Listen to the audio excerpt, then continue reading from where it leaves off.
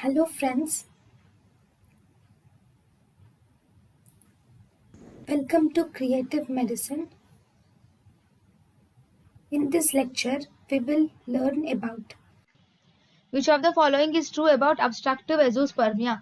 If there is obstruction in the any duct, fallopian, not fallopian, sorry, vas deferens, if there is any obstruction in the vas deferens or ductus deferens, ejaculatory duct, anywhere, then that is the obstructive azoospermia. If there is obstructive azoospermia, there is no difference there is no effect of FSH and LH because there is no variation of testosterone. So as a result, there will be normal FSH and normal LH will be seen.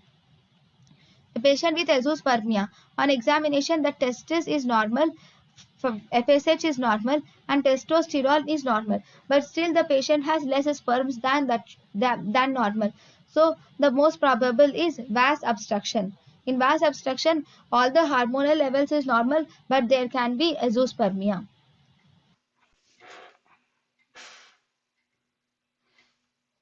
If there is mal-descended testis, then mal-descended testis, one important thing is that you will see that the testis is not proper because of undescended testis. The sperms may get destroyed and the testis might get atrophied.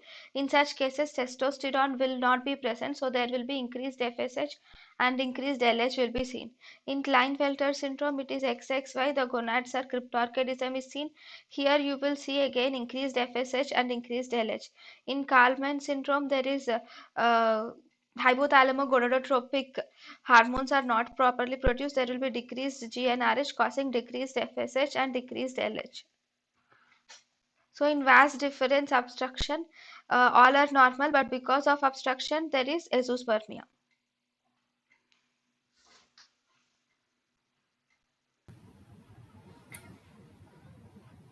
thank you and thank you for watching.